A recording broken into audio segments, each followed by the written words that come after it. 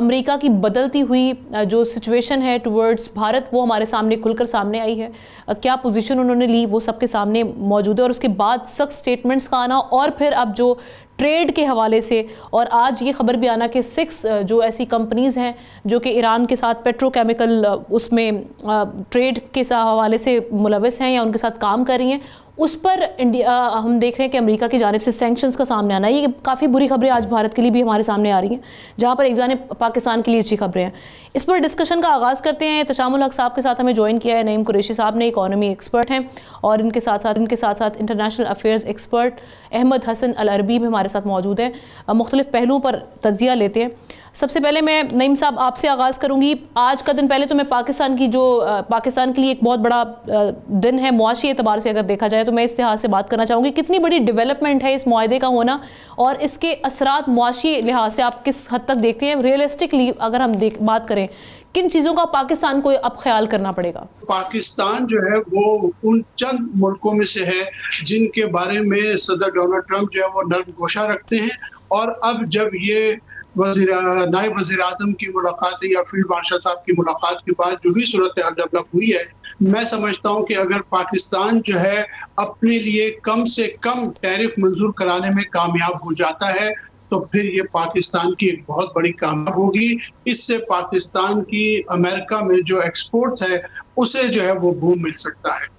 دوسری طرف جہاں تک پیٹرول کی آئل کا معاملہ ہے, جو معاہدے ہو رہے, ابھی اس کی تفصیلات ہمارے سامنے نہیں آئی ہیں, لیکن یہ دونوں ملکوں کے معاشی معاملات جو ہے وہ آگے بڑھانے میں بڑے مدد و معاون ثابت ہوں گے. اس کے علاوہ دیکھیے یہ ہے کہ یہ ضرور ہے کہ ہمیں یہ دیکھنا پڑے گا کہ پاکستان میں واقعی تیل کے ذخائر کتنے ہیں. میں سمجھتا ہوں یہ ڈونلڈ ٹرمپ صاحب کا حسن ظن ہے کہ وہ پاکستان کے بارے میں یہ سمجھتے ہیں کہ شاید ہم اس پوزیشن میں آ جائیں جلدی کہ تیل کے ذخائر اتنے ہو جائیں کہ ہم نہ صرف ہے کہ دنیا کو ایکسپورٹ کریں بلکہ انڈیا کو بھی ایکسپورٹ کرنے لگے.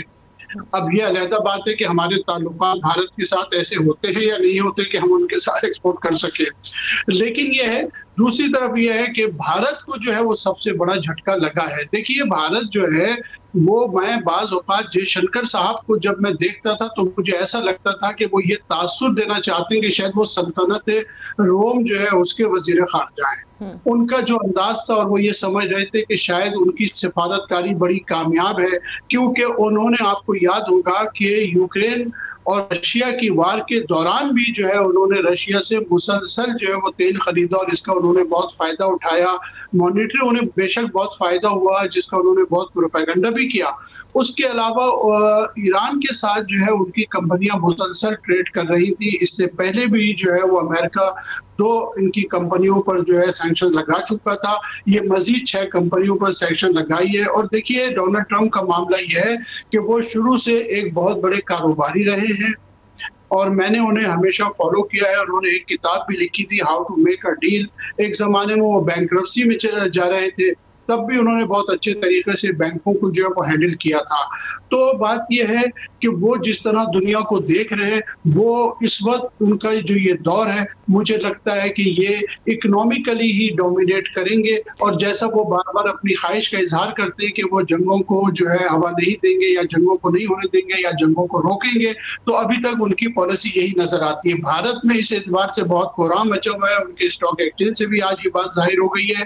اور اس کے برعکس پاکستان میں جو ہے وہ آج 1500 پوائنٹس کا اضافہ ہوا اسٹاک ایکسچینج میں. کے ساتھ ہی اس کے علاوہ یہ ہے کہ میں سمجھتا ہوں کہ اکانومی بھی کہا ٹرمپ صاحب نے اپنے ٹویٹ میں بھارت کے لیے. سبسکرائب کریں اور بیل دبائیں تاکہ کوئی خبر رہ نہ جائے.